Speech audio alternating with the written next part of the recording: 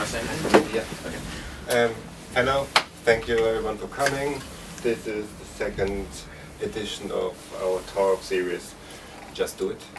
Tonight we have Will Kherbek, and I met Will just recently, and yeah, he's a writer and art critic, and we Those are different disciplines. Yeah, but we had a conversation mostly about critique and about how critique functions these days, and this basically led us to, or me, to invite Will to give a talk about that and other things, and yeah, let's go. Thanks. Hi. So thanks for everyone for coming.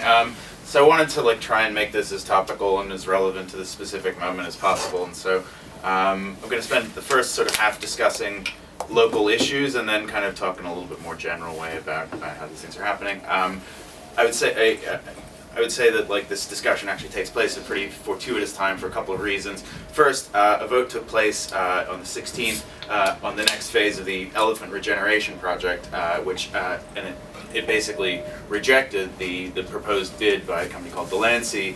Tonight there's another vote, and I was coming from the protest. Some of you may even have been there outside of the local council offices. Basically, I think. Tonight's the final vote to determine the reasoning behind that. So this discussion is about sort of gentrification and that sort of thing, but it takes place in that context. But also, we're talking at this moment when the second largest construction firm in the UK has recently collapsed, and it's sending ripples to the economy, which will almost certainly prove to be especially disruptive as the country heads towards a sort of unknowable ending to the Brexit process. I'm interested in discussing two major themes tonight. The first is the gentrification of Southwark and the way that artists can respond to it, but it's also to present a kind of genealogy of gentrification, attempting to come to terms with its psychology and to confront that structure and our own implications, and in many cases, as much as possible. I don't anticipate resolving any of the issues tonight, but I feel it's important to both raise the questions and to frame, if not prescribe, possible solutions and possible approaches to the questions I think we're all facing. Some of us are really at the forefront of some people who live here. So I'll just give a little bit of background. I'm sure a lot of people might actually be familiar with the Elephant Regeneration Project, but I think I'll give a little background for people who are not necessarily so familiar with it. So since the early 2000s, Southwark has been an epicenter of gentrification, from the recent elephant protest through to the regeneration of the Aylesbury estate, through to the closure of the Haygate estate and Imperial Gardens, which was a nightclub in Camberwell. For those who are unfamiliar, it may be worth spending a few minutes speaking about the specific cases to illustrate the vagaries of gentrification in the local area. Many people will remember the demolition of the Haygate estate, which was completed in 2014. During this time, I was a student myself here. I was involved in a number of protests around the building, and my friend of ours actually, Rastko Novakovic, was actually instrumental in trying to keep the closure from taking place and also to provide a just settlement for the residents, many of whom had been housed there since the 1970s when it was built. I think it was completed in 1974.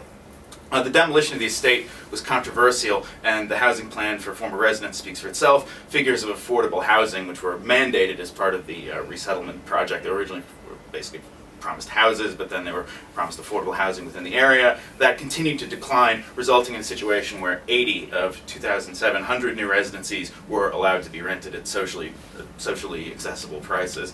Private Eye, which has done a lot of work on monitoring the problems with Southwark development, noted that Lend-Lease, one of the developers of the regeneration project, had given Olympics tickets and other coincidental tokens of appreciation to councillors as the process went forward. And this is indicative of a kind of development that has taken place over the course of the process of development of gentrification within Southwark.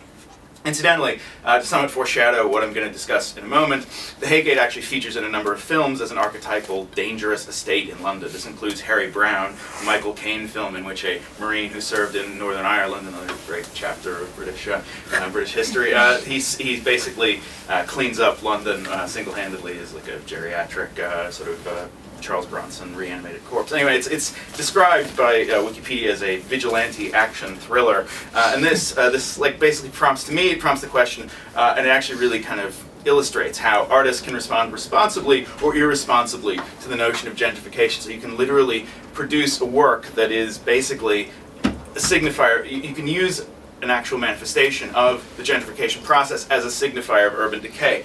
And this feeds forward into a definition of places like the Haygate that resemble the Haygate, that have a population that has a demographic relationship to the Haygate, as dangerous or dilapidated or in need of regeneration or renewal. Ironically, because these states play a prominent role as cultural artifacts in movies like Attack the Block, or in the case of Harry Brown, also a literal byword for what it is, these places actually become more vulnerable rather than less vulnerable to demolition. So instead of, for example, the house where Performance was filmed in Powis Square, which is preserved and regarded as a very fundamental part of British culture, a place like the Haygate Estate is actually considered more dangerous because of literally its actual presence on film. So it actually creates a narrative whereby its iconic status as a cultural signifier is actually detrimental to its continued existence and to the residents who live there, unlike something like the place in Powis Square, which is still there. I think there's actually a plaque outside of it. Another story. Anyway, to the other major touchdown of the topic of the particularly the residential aspect of gentrification within Elephant and Southwark more generally, is the story of the Aylesbury estate. People may remember Tony Blair made his first major speech as Prime Minister in the Aylesbury to demonstrate his commitment to all strata of British societies. Of course, everyone in the room can surely remember that's what his premiership was characterized by, if nothing else. In 2005, Southwark decided to demolish rather than upgrade the estate. So less than 10 years after this speech, that's what the Labour the council at the time decided to do. The projected losses of this regeneration project were between 778 and 1,166 socially rented homes that would be lost in the process of development. The plan was actually put on hold by Sajid Javid, the Conservative Communities and Local Government Secretary, and he cited concerns about the treatment of the leaseholders as the reason for his action, which certainly had basis. In fact, not least the developers were planning to compensate homeowners for the value of their homes as they were on the estate, not as part of a larger market in the area, so as if the estate had no surrounding area, so they were going to give them the amount of money somebody would want for an estate that's about to be torn down, and obviously buku. Anyway, this raises the larger questions of the notion of market value and affordable housing. We can talk about that later. These terms are often redefined or defined nebulously when compensation structures are put together, as are other things like inflation. But again, if people want to ask questions later, we can certainly talk about that. But to touch on another, it's not so much concerned with residential, but also the cultural life of Southwark and its sort of development Babylon. Hugh Muir of The Guardian and Private Eye have both reported about the closure of the Imperial Garden nightclub, which was operated by Raymond Stevenson and Lucilla Hinton, who are two sort of basically entrepreneurs who were in the area. They opened this place. It was closed in 2004, but despite its relatively long time ago closure, a lot of contemporary people, a lot of contemporary artists and writers participated in this place, and it served as an incubator for cultural production. Patrick Augustus, Alex Weedle, these might be names that people recognize. The singer Jessie J was also there, but they shouldn't have been punished for that. All these people all had direct connections to the venue or Stevenson's other ventures as kind of an impresario. But this was a form of artistic engagement with the community par excellence, really, if you look at it in the abstract. But it was the wrong kind of creativity. Not white creativity, it was black creativity. It was too working class. It was located in an area that was also just coincidentally, again, near a major regeneration project. And it was closed, but not before a number of legal challenges culminating in various investigations into behavior of councillors took place. The judge said something like it was distinctly murky the way that the council had handled basically the compensation program and the closure program of the Imperial Garden.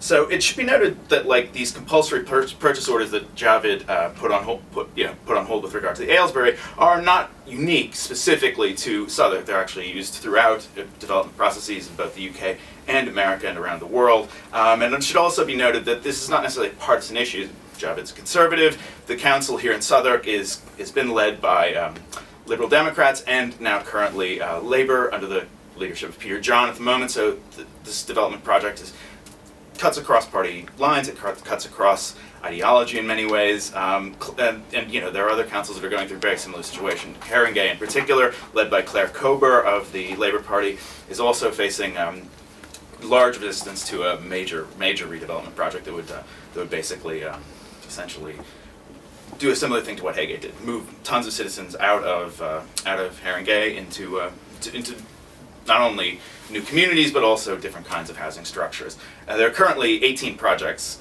over the life of the Elephant and Castle development program. It's a partnership program that includes both all the stuff I've mentioned and a bunch of other regeneration projects that are continuing. So the project that was just shelved and which the protest addresses was basically a plan to knock down the Elephant shopping center, but basically the current situation is that while they've rejected the bid, the council's rejected the bid, they haven't given a reason, they haven't articulated a reason why they're rejecting it, and so this creates a possible situation where a very narrowly constructed rejection could bring this project back almost immediately. And so it's important to remember that even if victory can be basically lost very quickly if the structures of resistance don't remain in place. And also, I feel like I should mention that a lot of people who may be familiar, who are not familiar with the area. Elephant's one of the largest Latinx communities in London. It's also near where the London College of Communication, South Bank University, and King's. They all have buildings in the immediate area. So there's a lot of youthful people involved in both resistance and kind of who serve as a community of possible resistance. So reaching out could be a big thing. If you want to learn more about it, there are several Twitter accounts. At Latin Elephant, at Southwark Notes, and at Up the Elephant. Those are all good sources for both organizational stuff and informational stuff. So I bring all this stuff up to localize the issue. Versions of this are happening, as I said, all over London, Haringey, Newham, obviously in relation to Grenfell. There's actually a meeting Thursday if people are interested related to Grenfell. If nothing else, these lives are literally on the line in regards to the questions of housing gentrification. So this is like to sort of illustrate that there are not just real people at stake, but actually life and death issues are happening. And so with the stakes defined, we can now turn attention to a question of how to respond and exactly what it is we are responding to. So this section is kind of considering gentrification as a form of colonialism. From a more general perspective, the psychology of gentrification development mirrors the colonial discourse. This is certainly true from a structural standpoint. One may recall the ways in which colonizing governments would permit, even encourage the activities of traders and missionaries in throughout the countries and nations and states and structures that would be colonized. They would send people out there or let them go with the implicit understanding that they provided a means of intelligence gathering at the very least. So once you have a missionary there, once you have a settlement of traders there, then you learn about a place, and that becomes a way nationals are threatened, and it's a tried and tested means of powerful states taking advantage of less powerful ones. This is true, incidentally, even in cases like that of William Napier, who is a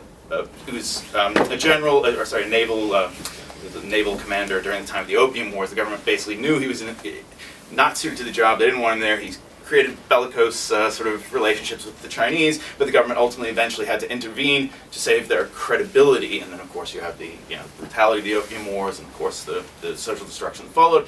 Even when the government doesn't want these people there, it's actually still to their advantage. And this is kind of reproduced in the notion of gentrification, because this dynamic could be thought of as being visible in the way that artists are used in gentrification by developers and governments. One hardly needs to give artists an excuse to live somewhere where rents and space are affordable, but like the missionaries and speculators before them, their presence does a level of work for the economic colonizers of today. Artists set up a, quote, safe space, to use the term, for potential development in which numerous regeneration schemes can be launched. If their own activities put them at odds with the companies or the government, as seen above in the description of the local resistance to Elephant Castle's development, they can be dispensed with by advantages of scale. Companies have time, governments have time, they have money to basically make resistance by the people who were the spearhead of their project, render that neutralized. This is a fate that's occasionally met by troublesome missionaries within the history of colonialism as well. They become dispensable once they've served their purpose to power.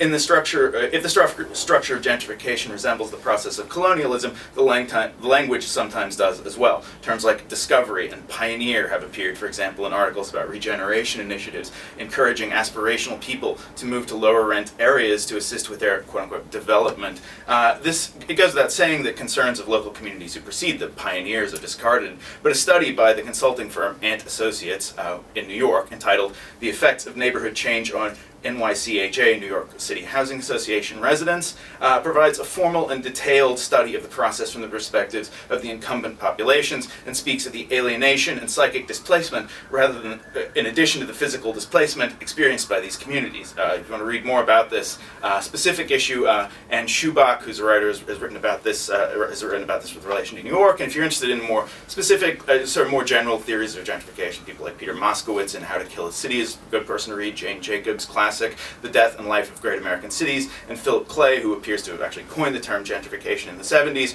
are all good sources to read. But it's important to sort of take a look at the psychology of gentrification as it's embodied or experienced by people. There's a sort of inflammatory quote by a writer named Sarah Schulman that's not in maybe it's not the most temperate statement. She calls gentrifiers inherently stupid and says that they believe the obedience to consumer identity over recognition of lived experience is actual, normal, neutral, and value-free. And I think this question of trying to see where the values are, trying to understand what sort of performed political identities are inherent in the community that, sorry, let's take a drink here, that is the sort of spearhead of gentrification. It's very important to make that visible and to help that community perhaps understand its capacity to resist. The psychology of the process may be clear, but how it is to be resisted is rather more complicated. There is disappointingly no single solution to the problem of gentrification. It has many faces. It is guided by advantages of scale, as noted above. It is also underwritten by socially and politically powerful sectors of society. But any resistance must start with a recognition of the problem and of one's role in it.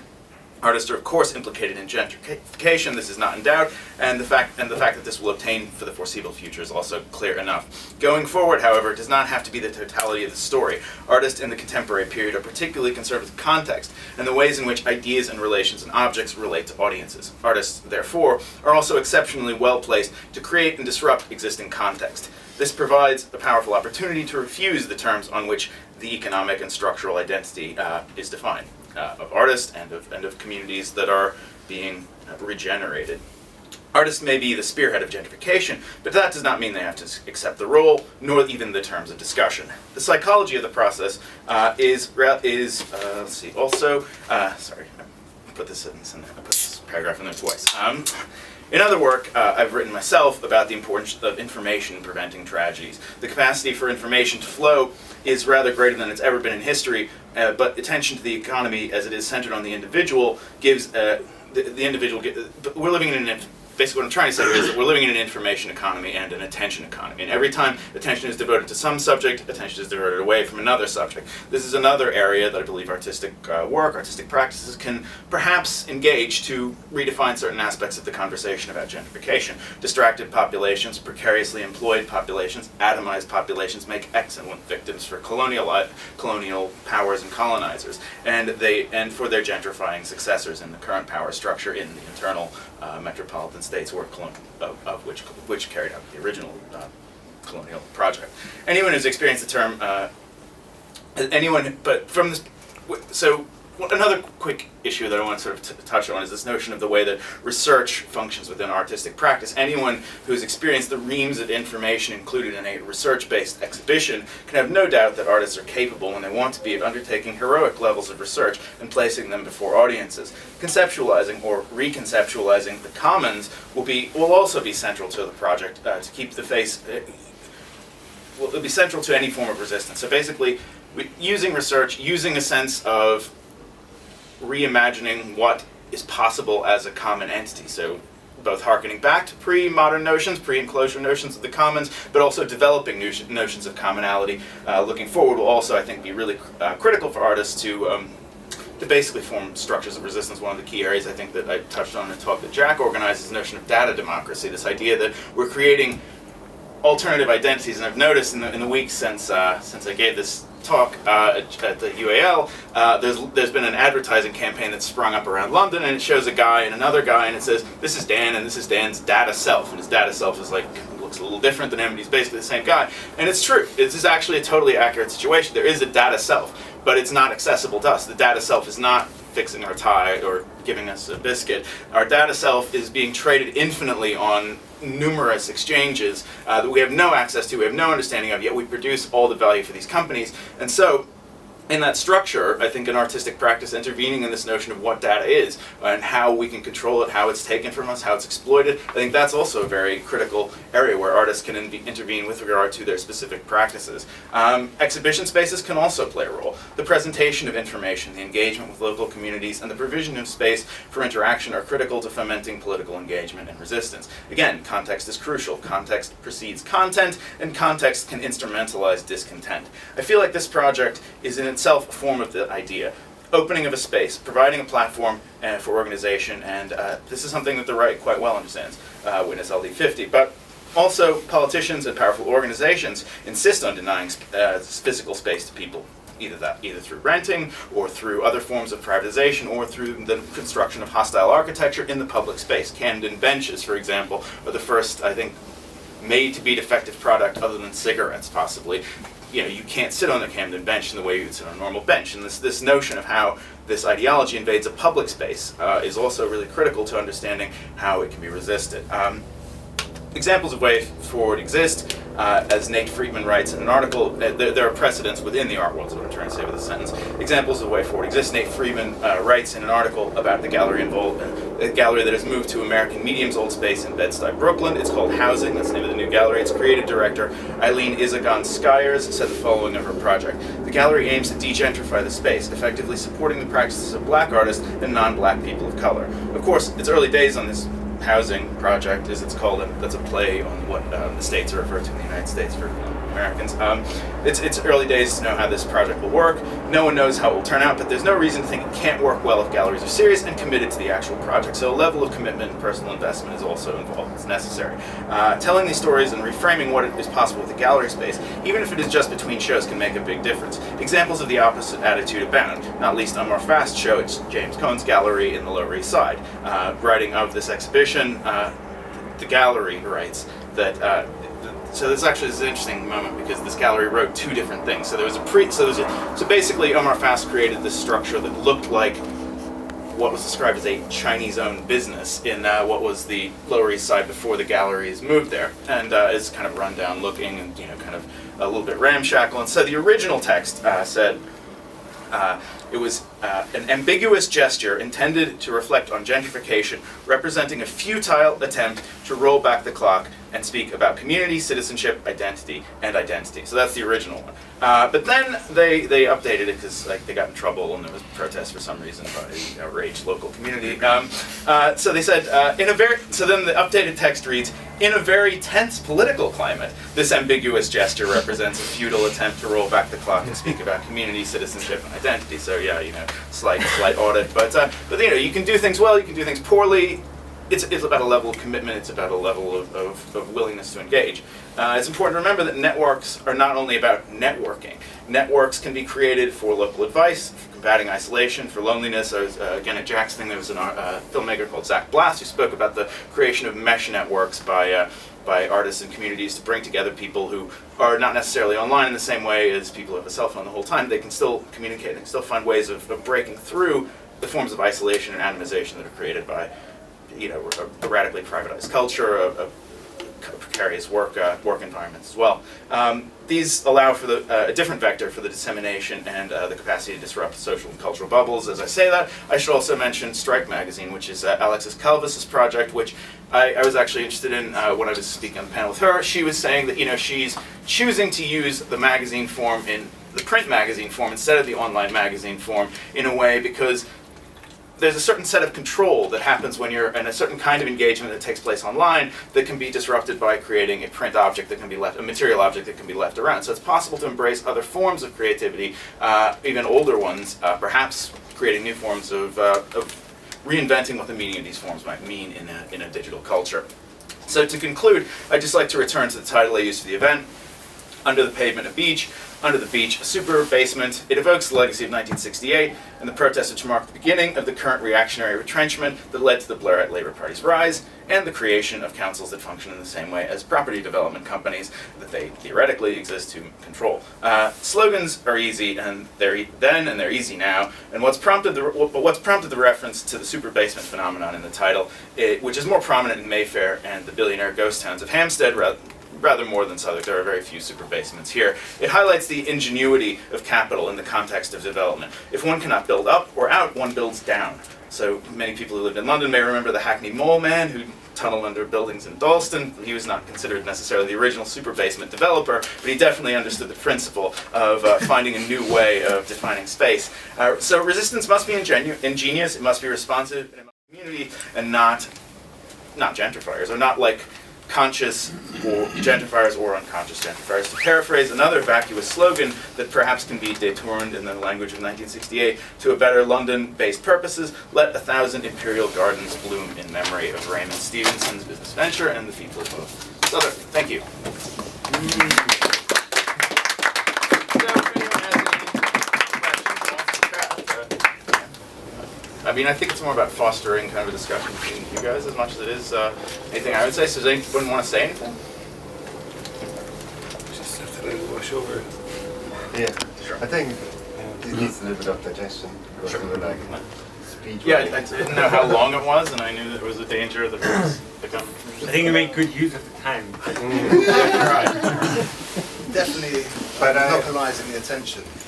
I mean, I think that's a big Economy key. in the room, Yeah. with the speed.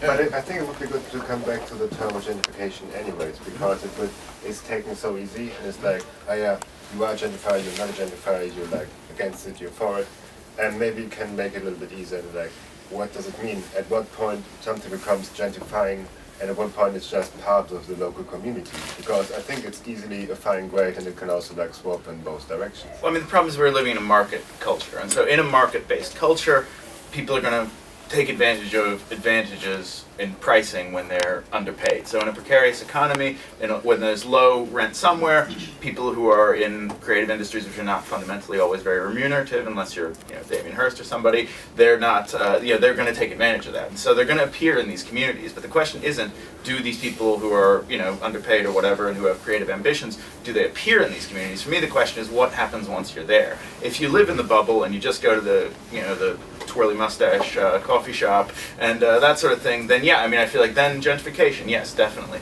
But if you consciously believe, see, one of the things that really kind of, while I was writing this, hit me was this notion of like, people leave communities, but communities don't leave people. And like, some people leave communities behind consciously, but the community is always somehow there, and it's like, if people can use that in a positive sense, and if people can say, I lived in Peckham for a while, but I moved, but I still want to keep Peckham what it was, there are ways, there are methodologies of organization, of remaining engaged, that I think that can prevent people from slouching towards gentrification, sort of paraphrase Yeats, this idea of like, passively gentrifying a place, because, it's a process that, as I say, these companies, these governments, they have a plan. Like this development plan isn't like just like someday they just like, we're like, hey, maybe we'll just accidentally tear down this building. No, it was like part of this 18, nested structure of 18 projects that are, basically very consciously and very carefully structured, and they know that this is like a subcomponent of it, that people will move into these low rent places, but they're counting on people just doing it passively and just saying, hey, I'm passing through, when I get to a nicer place, I'll get on with it. And it's like, I think it's a job for everyone who lives in these places or who cares about them to say, maybe we're doing that, but we're not going to stop there, and so I feel like, yeah, I mean, you're definitely part of the community, but you're also gentrified. We're all, everybody like me. You're addressing actually the people that are like part of the whole thing. Yeah. Moving to Southeast London because it's cheap is like, for many people, me including, necessary, because where else should I live? And once I'm there, the whole process East starts. Finchley. So Yeah. it's kind of like schizophrenic almost, because you can't run away from it. You're part of it instantly, and you may feel ashamed about it, but on the other hand, you also have to survive. It's as simple as that. You draw a distinction between gentrification, which to some extent is an organic process, and social cleansing, which is more like what's happening in Elephant.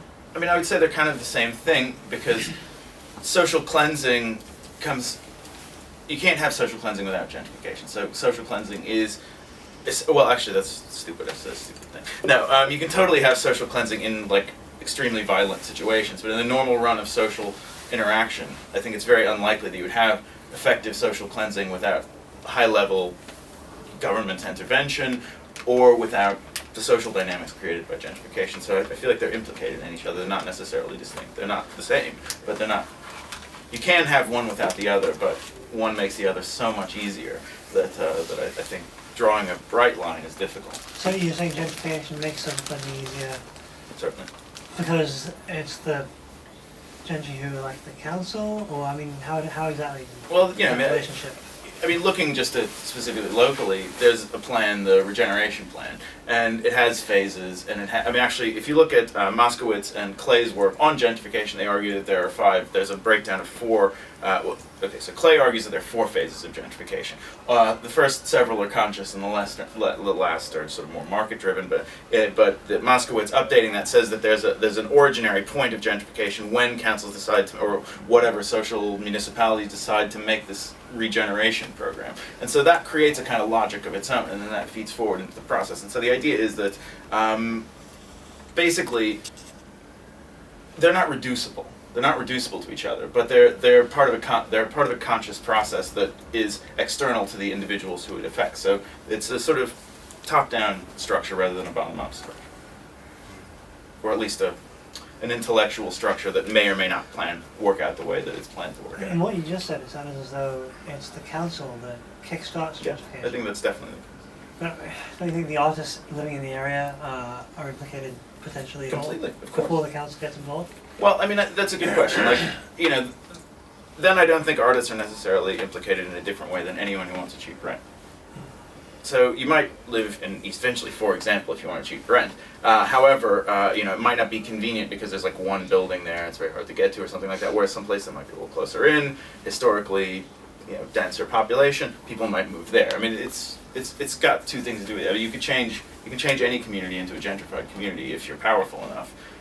But you know, whether people take advantage of it in specific ways and how they choose to do it once they're in there, I think that's a slightly more nuanced sort of question. So there's a kind of a distinction between this top-down gentrifying model, this behaviour, and then the kind of essentially economic migrancy, which is people moving to places they can afford to live. Thinking about it in the context of this building, I don't know if you're aware that the Immigration Enforcement Agency is just over the back. It's just there. So every morning on my way to work, I walk past hundreds of people kind of queuing to try and remain in the country. Yeah. And so there's something kind of analogous there, like migrants are often blamed for immigration. And obviously, more often than not, it's stimulated from top-down response for requests for cheap labour, demand for cheap labour. And in the same way, like as Christians describing moving somewhere and feeling guilty because you kind of ended up having to move somewhere that you can afford to live in, but you can see that you're displacing indigenous populations by doing so. And there's like the dirty blanket bit of gentrification is like people feeling responsible for something that is inevitable, and I think it's really important that that top-down focus thing is really identified. I mean, I remember watching it in Hackney when Broadway Market was gentrified, which had been talked about for about 20 years, and then suddenly it happened, and it did not happen by accident. The council sold off the whole street, CCTV went in, police presence went up. It happened in 2 years. It was not accidental at all, and it wasn't even gentle, it wasn't even creeping. And in that situation, The whole street at once. yeah, you know, it's rumored in that situation that that's a pretty brutal example. I Yeah. think. But in that Yeah, situation, yeah, I don't know if it's necessarily true, but the people who had businesses formerly on that street, they were given a buffer to kind of you know, rustle up the monies to kind of remain or to have a type of tenure or continue their lease, and so people of course tried, but then it was this what would you call it, this offering was a feigned one. So as soon as people did, they saw it was never going to be accepted. Kept raising the And goalposts. but then I hear, and I can't say, I never looked at a register, that there are 5 people that own that whole street kind of thing, and there was fine with the council because it got to. But that's a very, you know, that's kind of a brutal example, and I don't know, and it's funny when it's brought to bear, like 5 phases, and I mean that's a study, and of course you can identify similarities and kind of, but things are peculiar to places, and I think it's important to know that too, and to kind of cling on to that too, that, you know, you're not just going to be whitewashed, that people can I'm going to sound wishy-washy, but make a difference, because you know more about where you're living in or where you're from than others do, so you can prevent that phase 2 or do, even without knowing, even without identifying it as such. You know, it isn't, I mean, it's only with the luxury of hindsight that you can kind of go, oh yeah, that's like, you know, these are those calibrated phases. But at the same time, yeah, I mean, it does exist, and it's been happening for decades now. As far as I'm And, aware, it's kind of invented after Manhattan, isn't it? Like the whole idea of like artists moving, that kind of that conscious gentrification model first I think happened the kind of by professional accident. gentrification Yeah. model, yeah, definitely. But so like now in London, it's kind of like Hackney has been blamed on the artists. I was in Hackney in the 80s, Yeah, no, I mean- and they were just artists living there amongst everyone else. They weren't gentrifying fuck all. They were just poor people living locally alongside everybody else. Do you know what I mean? And it's the model which is, again, happened organically in the 60s and 70s in New York, certain parts of Manhattan, that has then been spotted by developers, and now developers are following artist communities to know where is the next cool place. That's true. I mean, in America, it's worth also noting that a lot of this happened with regard to white flight in the 1970s, when basically after the civil rights movement, communities became somewhat more diverse moderately in America, and of course, white people can't whites, they fled to the suburbs, creating inner cities that were abandoned in some cases, or at least heavily depopulated. And people, that obviously had major effects on rents, and that created a space where people who were less racist, at least white people who were less racist, artists, for example, would move into these spaces, and then then a new dynamic would take place. In the U.S., it's characterized by that. But once you understand the logic of once you have once people move out of a space, then it can be exploited and redeveloped or renewed. Then I think you can apply that.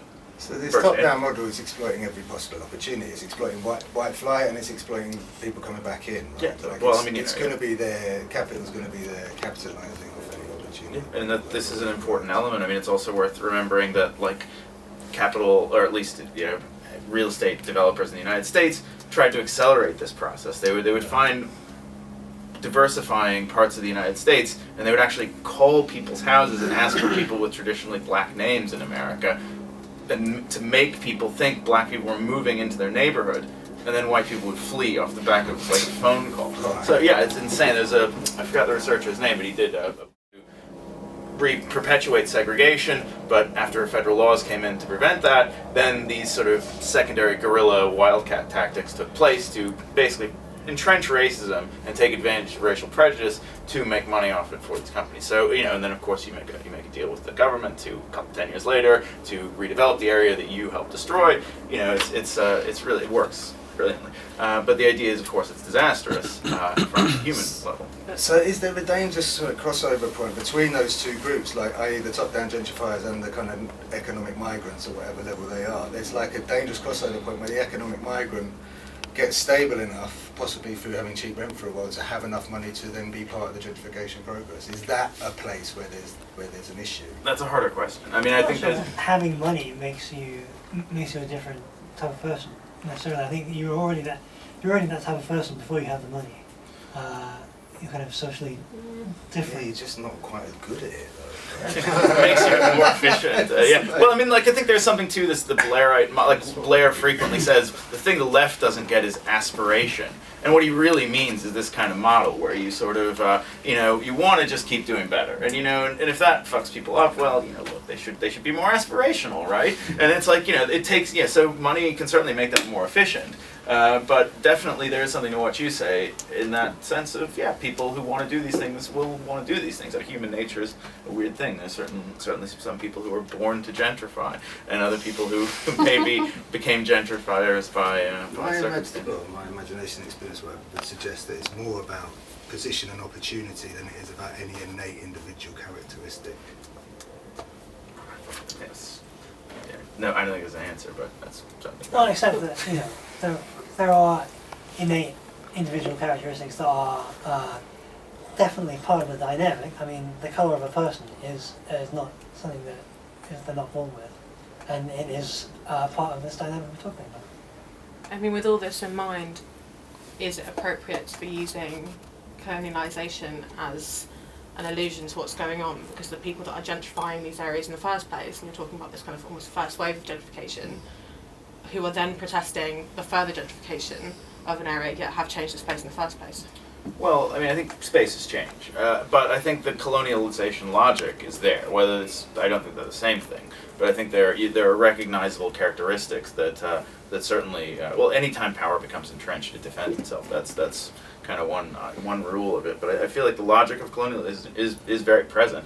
I mean, it depends on how you characterized, like, you know, as I say, you can look at different countries that were colonized in very different ways. Some through exploitation of internal conflicts within those countries, some through full enslavement and invasion, some over time through economic measures, and in a quote-unquote post-colonial period after the formal colonial structures have left, through financial colonialization. I mean, there's many faces to this, but I feel like the logic's a pretty through line from the first days, from the first recognizable forms of it to what we think of as now. And I would just say that, yeah, fundamentally, I feel like power defends itself for good or ill.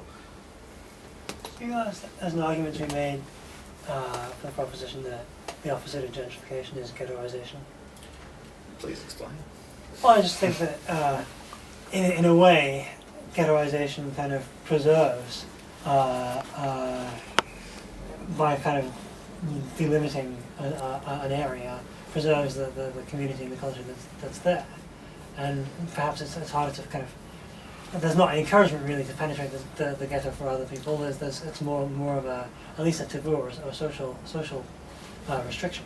Well, I mean, I think a lot of the ghettos that we speak of, and that, you know, using that term, are created consciously. They're either, you know, a lot of them existed because, I mean, the Borghetto was a community on the outside of Italy somewhere where you could move populations that, you know, were undesirable, and like living outside the city walls is also a very long tradition in Europe of that. And so I think a lot of the ghettos were created by powers, and certainly the logic of ghettoization is through a power dynamic.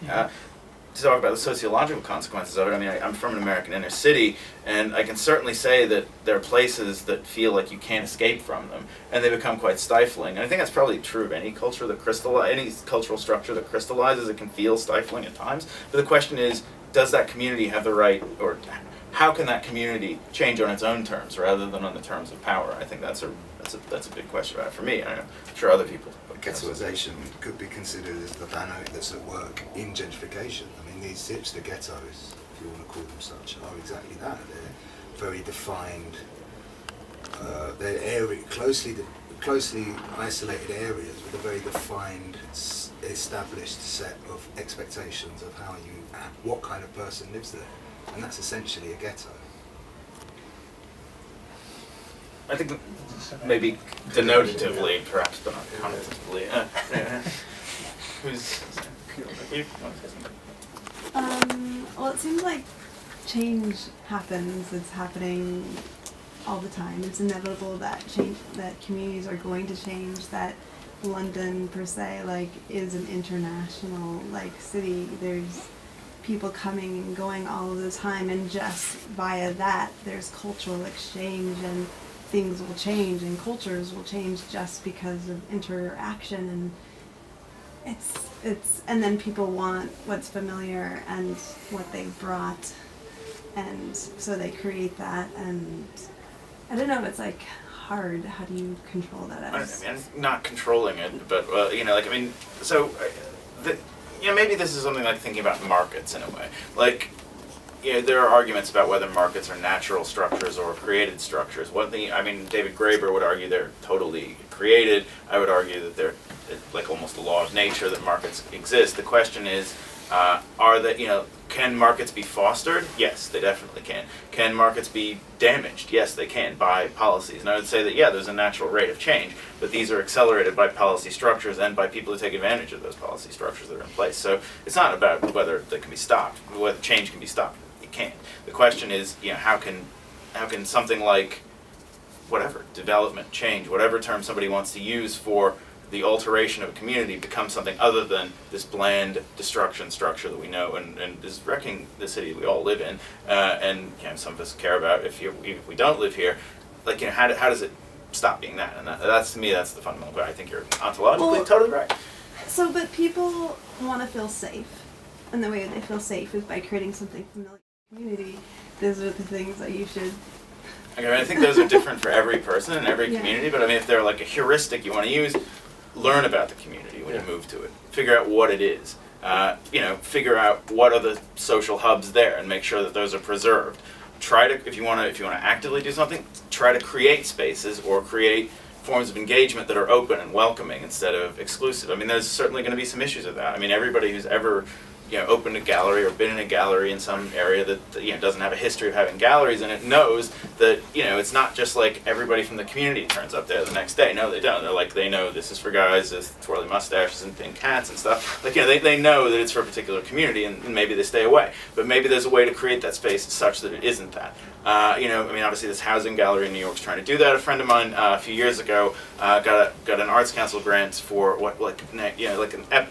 it sounds ridiculous probably to a lot of people, but there's a hardcore gentrification program going on in Romford right now, and they're really trying, because it's going to be on the HS2, I think. There's going to be a new station out there or something. Liam, you can probably talk about this because you've been in Eastham as well, but they were given a grant to basically reimagine Manor Park Library in an artistic way. They made part of it studios. They didn't make part of it studios, but the company that the Arts Council structure that they were funded through made part of it studios, and then they turned the front into what was a socially engaged space with an economics library, and the community was kind of welcome. They'd have screenings and stuff like that. It wasn't. They had me in to discuss economic stuff a couple times, and I can attest to the fact that it was definitely a different audience than you would get in, say, if you'd open up a space and you didn't have that mandate self-consciously. It was still pretty gallery classic model. If you were to sort of create an avatar online, it wouldn't be surprising to see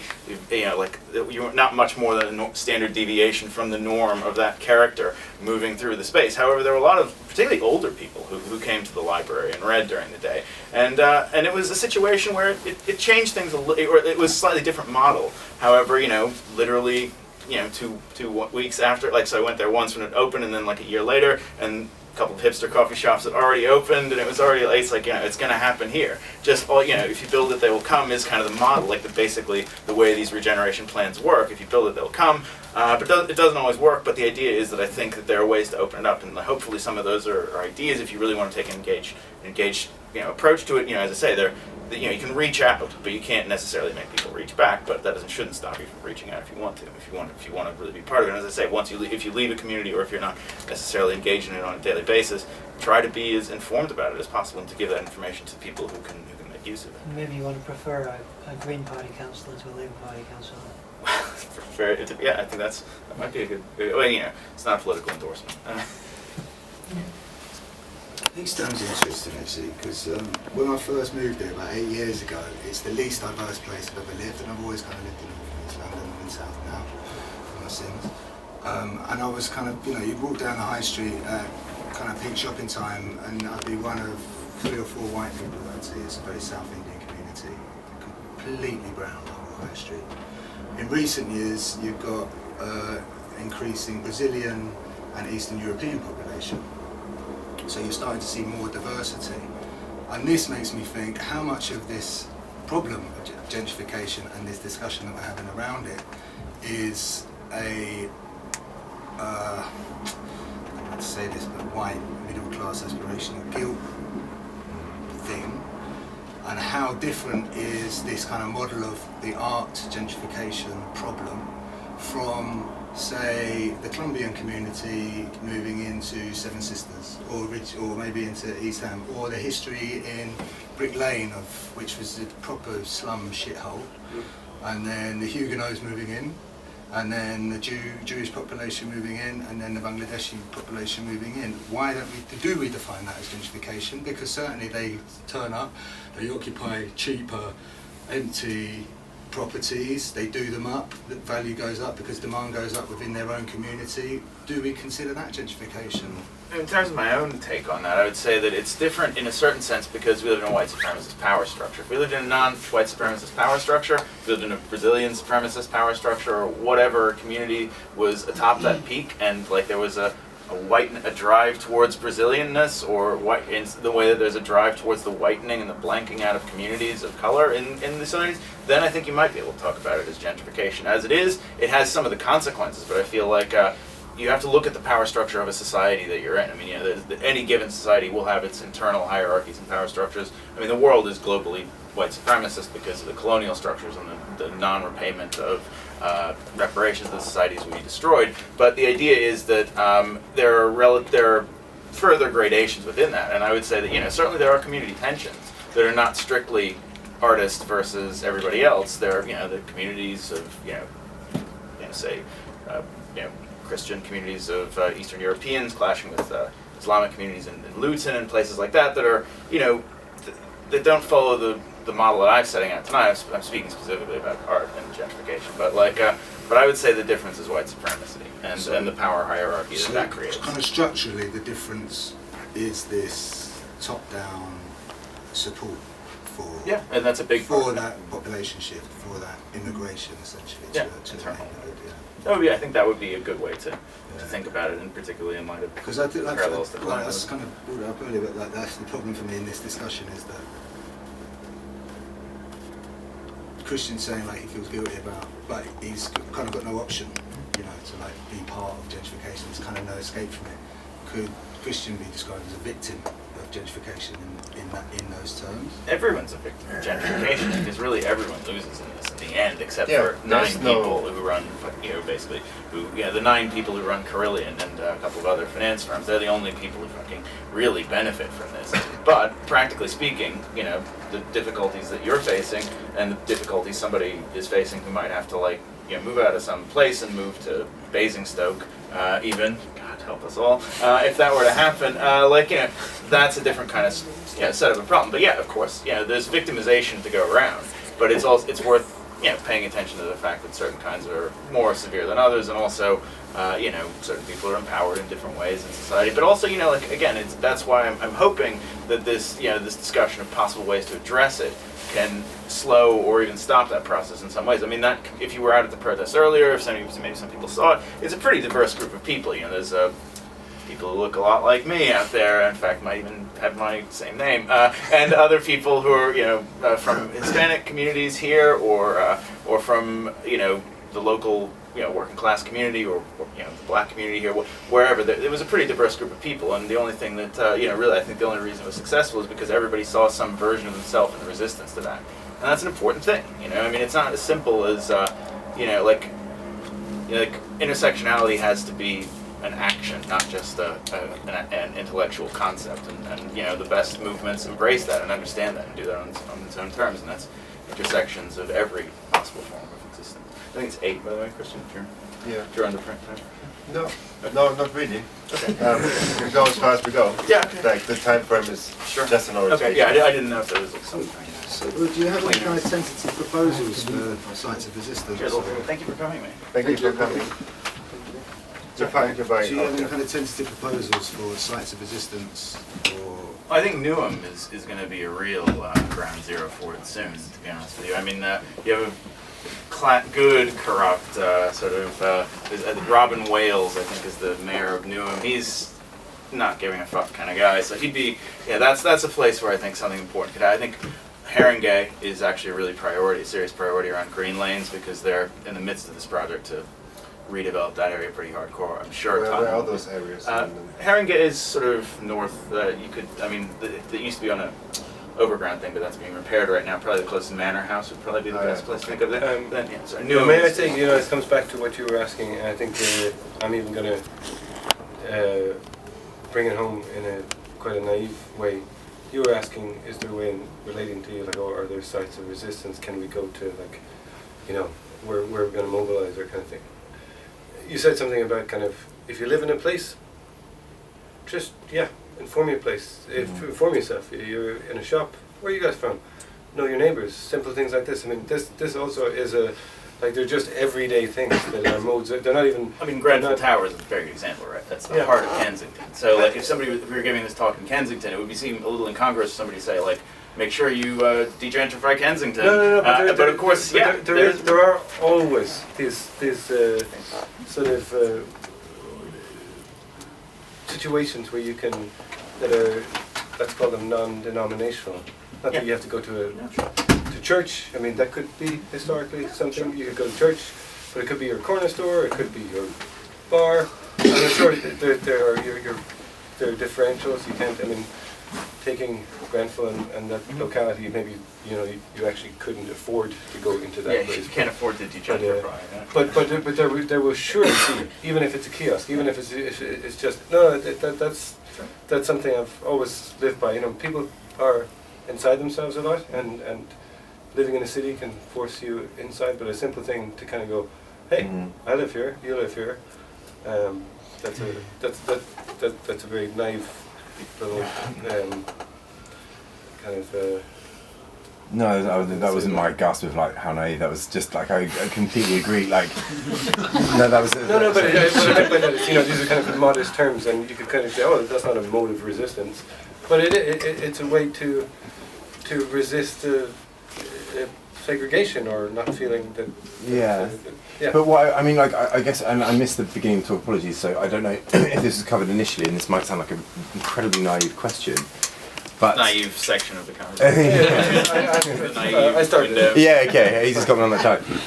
But what specifically, when we talk about gentrification and a breakdown of community, what is it? Is it just sort of like saying hello to your neighbours and having a dialogue with people who are around you, or is there something more intrinsic that everyone's panicked with destroying with gentrification? Well, I mean, I think there are structural forms of resistance as there are structural forms of development. So like, you know, there's a different way to resist the elephant regeneration plan than there is to resist being a day-to-day gentrifier, right? So like, you know, yeah, patronizing local shops is one part of it, but like, but if you know of some Haringey type plan, then there's a different resistance model for that. One is tactical, strategic, orientated towards an end point. Another is sort of open-ended and it doesn't necessarily end at. And then we stop them from tearing this down. It ends never. It's like as long as your life continues, it doesn't end. And that's just any kind of form. So, you know, you could say like, it is saying hi to your neighbors, but it's also making sure your neighbors have a means of communicating with each other, making sure they're not shut out of some aspects. There, sort of general. And also, I think like producing community that your neighbours, your new neighbours, can then engage with, which is kind of reinforcing your own presence and engagement with the community that's pre-existing. Titrating. I think it's got to be super unhealthy to move into an area and not make any changes. You know, like that's kind of death. Yeah. Right. There's a specific, especially in London, you know, from borough to borough, there's a specific social history there. There's a specific, there's specifics, and it's nice to know those. And from there, if you want to, right? you can lasso. You can become. When you feel a part of somewhere, that's where you're gonna want to be a part of somewhere, and that's my. I'm sounding in like a children's TV program. Hey, maybe that's how you engage the community, man. How does it come about that all these councils are completely venal?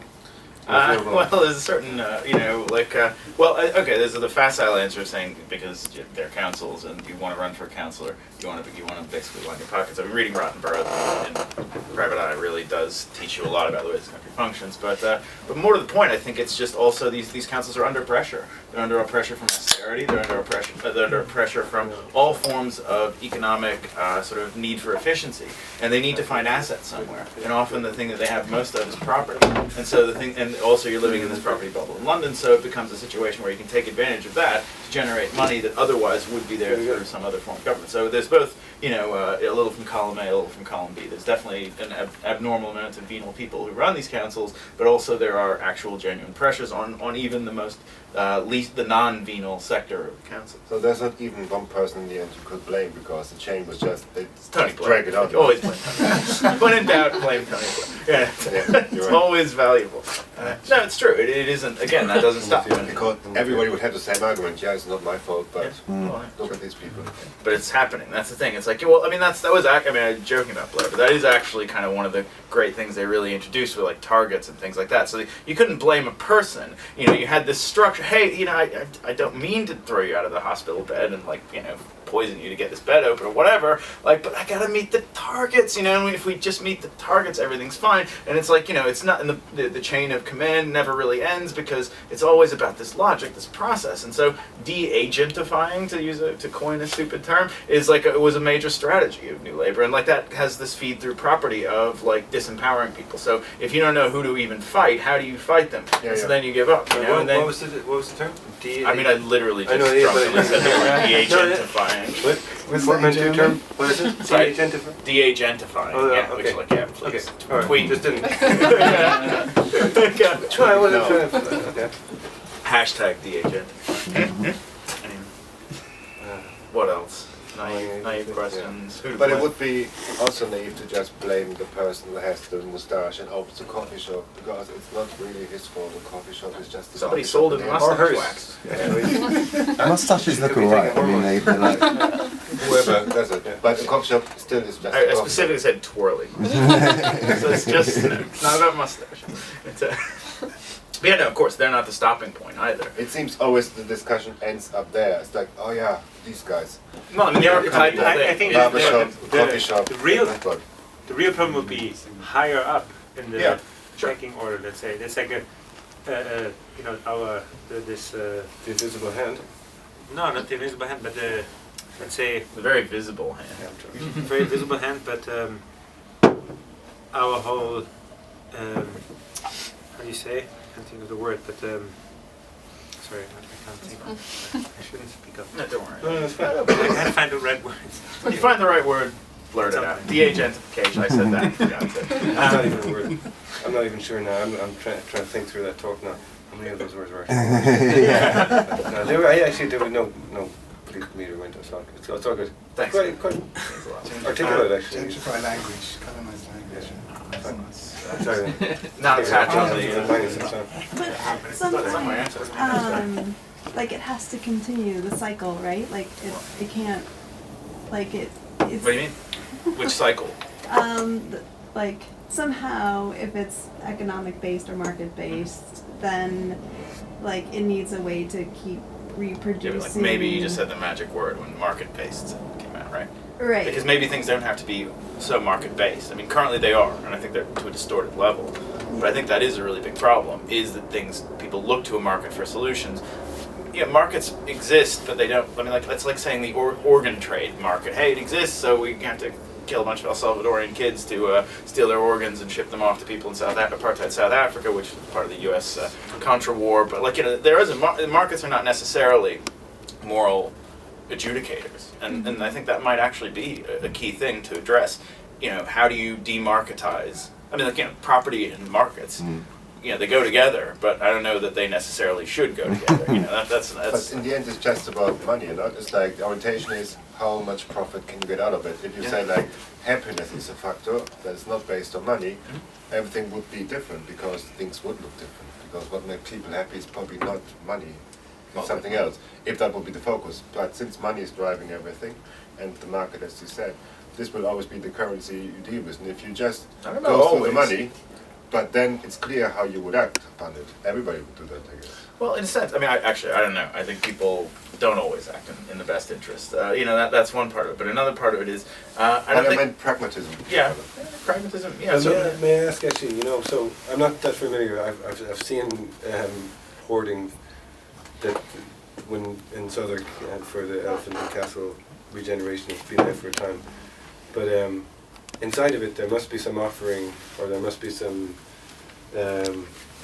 perhaps, I'd hope that there is some, I mean, it's always framed as if it might be there for everybody and everything, but practically speaking, in these developments, is there something positive? And then when you find something positive, usually, it's often the way, so when in housing development, for instance, in this country, I'd never come by it until here, that you might have a small percentage of the development set aside for social housing, but you can very easily buy that out after the deal's gone through, which is a very strange thing. I've never come by that. I don't even know how that would be legal. But well, if complicated. no, but Yeah, but if this is a grand project, which it is, if there is like if there is a positive, like, oh yeah, you know, hey, there's a green space, or there's going to be that amount set aside for well, you know, the discussion started with artists, so if they're to remain, perhaps it's like, you know, oh yeah, subsidized studios, great, or whatever, you know.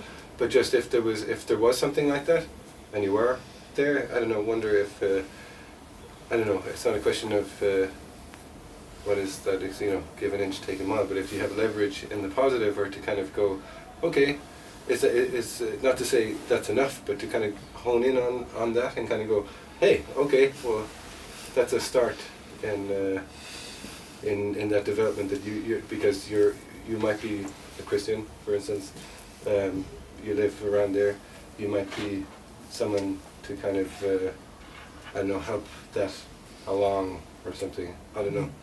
Actually, I think like the problem with the economics of gentrification, how it looks at these kinds of developments, is that they don't do that enough. Like the economics isn't complex enough.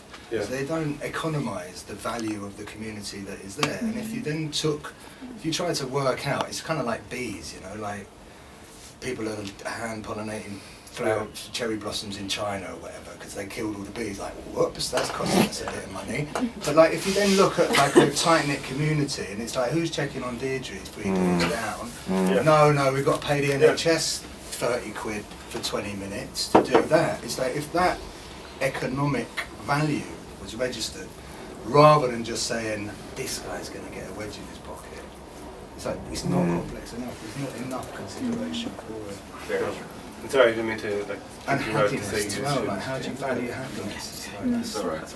No, but I was already the victim as well. No, I wasn't making a victim. I was just wondering if there was a way to, maybe in Southwark get some. But it leverage is like around coming the- back. Like I live at Olcott Road, and it's like one of these areas where people tend to move because it's cheaper and it has its own characteristics, very like Afro-Americans and Jamaicans and community. actually. But no, American, British African Oh, sorry. community. Yeah. And I'm coming, my girlfriend's coming. Many people here live in the same area. And all of them is like, but I come from Germany. I come from Berlin. Like also this cultural differences were never really a part of where I grew up because it was just not existing. It's like Berlin is a very wide place in relation to London. These problems were never addressed, and you can reach into history. Some things were also never addressed. Yeah. Anyways, so coming there, it's like, oh, now I'm living here, and I feel a little bit like as if I'm hitting like an impenetrable, invisible wall, because to also access this community seems almost impossible, because it's this problem of gentrification, which comes to cultural problems, is so ingrained in many sides that it's like hard to find even the way, like, I would be like to be part of that, but you don't need me, obviously, or you don't know me, and it's hard to like find even this middle ground where we could meet. I mean, I think that is a tough question, and I mean, every community is going to answer that in different ways. So, sorry, somebody was saying.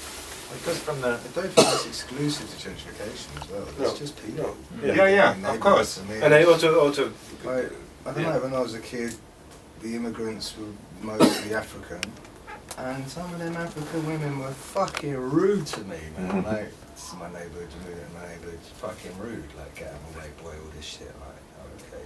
Do you know what I mean? Like, I'm not gonna like rock up to their church and put a hat on or whatever. Do you know what I mean? But it's like, also I do go into ASO Rock and eat some nice spicy food.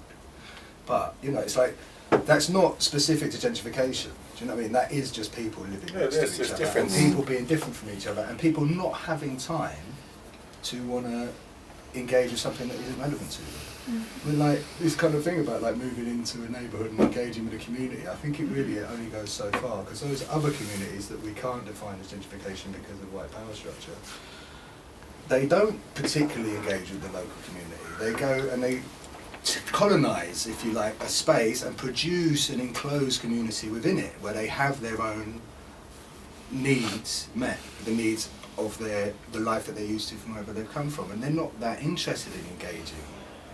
Well, I mean, you know, everyone has a different approach, right? I mean, but the idea is, if people want to do this, people want to be something other than gentrifiers who are moving in, and within the current structure, there's a certain way that works. I mean, as I said, the consequences of gentrification are spread evenly, but the ideology. I picked this up in Chipper actually, okay? But the funny thing is, there are quite a lot of, like, there's Dexter's there. Anywhere else, you'd have a price tag on an apartment or property. You don't here. They're just like, yeah, you can put this in here. Fine, that's problematic. But there are things, there are plights, and there are, I don't know. Maybe it's the devil in you know, but there's actually like shitty little things, not shitty, sorry, diminutive little things that I think otherwise mightn't be reported. Like the plight of these 3 ladies in Stamford Hill that just got $7,000 from the Mayor of London to plant trees together because otherwise they were being disruptive. They're good, they're good starts. They're like this is just I don't mean read this newspaper. I mean, But I think sit reading up and be local press, informed. but actually I have to say, like, Rotten Boroughs and Private Eye is actually really Okay. good about this. Private eye is always Yeah, private eye like, is specifically their city coverage and Don't be Rotten pissed off Boroughs, at me, which is Don't piss a off. harrowing set of truths about the country. Like, you want to see venal councillors. Rotten Boroughs. It's fun. Anyways, but if anyone wants to take this away, I've actually. You brought it And actually, everyone. Yeah, and you want to say Ask, something? like, Sorry. just a really, like, Nothing to do with anything. Sorry, but I just. why should a white person care about gentrification? Like, To end on a I just wanna totally ask- kind of just, I just want to ask like, like the hard question, like maybe it's like I mean, why possibly. should a white person care about gentrification? It Like depends or on- like a middle or upper class person care. Well, about some people are like in gentrification. favor of it, actually. Like, that's the other side of it. It's like, I mean, I just my feel like it's- personal yeah. opinion is because, white supremacy destroys everything, is kind of my short answer to that. Because it's poisoning you, even though you're benefiting from it, if you're white. But I think, more to the point, it's like, well, it depends. If you're a person who has like a level of conscience, seeing other communities destroyed is not fun. I mean, admittedly, that's, white people don't have a great history of But caring are they about that. destroyed But or yeah. are they just moved now? Like I just want to like. They're destroyed by challenge being this. moved. I feel like being you can't do it. Move out. Like that stuff is so rich. Like Yeah. Hackney when I was a kid was just the best fucking place on the planet. I swear down, it was amazing. Everyone was living very successfully, all kinds of diversity, all kinds of different needs, living really successfully next to each other. It was wonderful. And then gentrification like sniffed. It's like, oh yeah, this is going to happen. And you know why? It's going to happen because white people can live here safely. And it's like in their everyone mind, can get. safely, Yeah, exactly. right? Yeah, Yeah, but it's because in they a were safe marketable before, sense. right? Yeah. In terms of being able to we can Property market owned by this white area that's people. still cheap to white people from West London. And I think there's not been actually enough discussion today about the market forces. Yeah. Because its gentrification in London specifically recently has been driven by foreign investment. And all of this for years there were no major developments in London.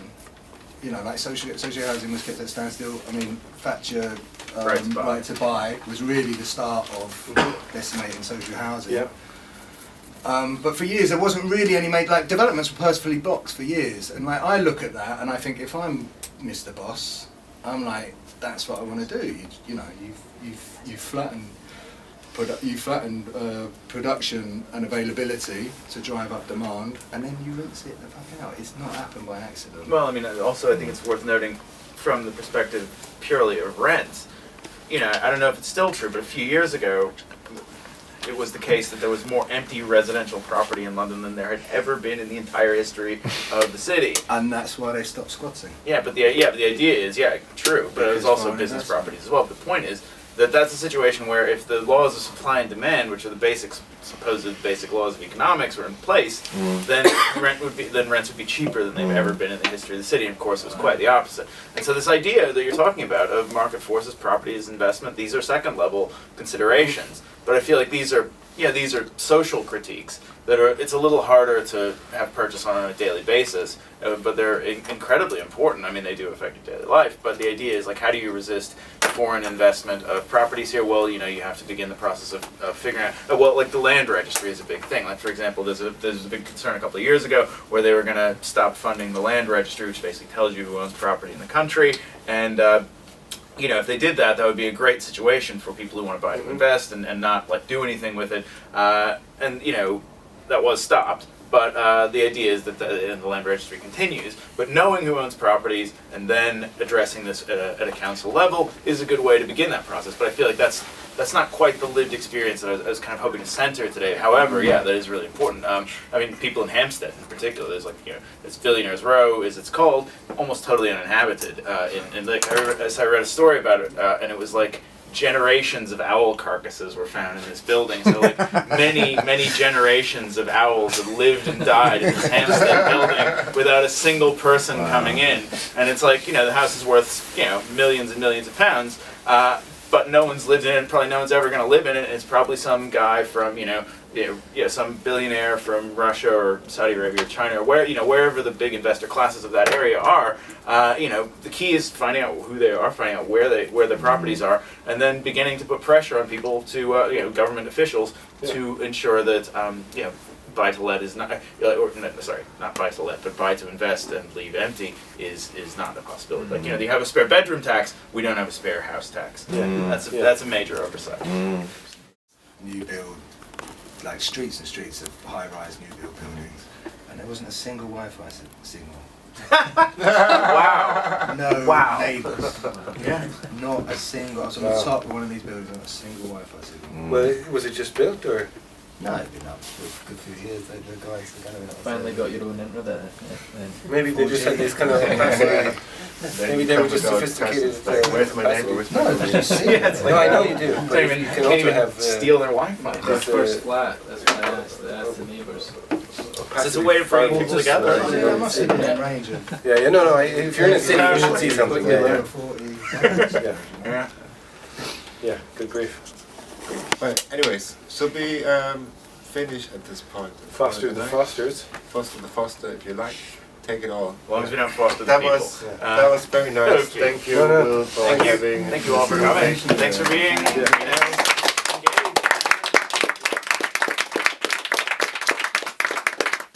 Thanks to Christian for organizing. No worries.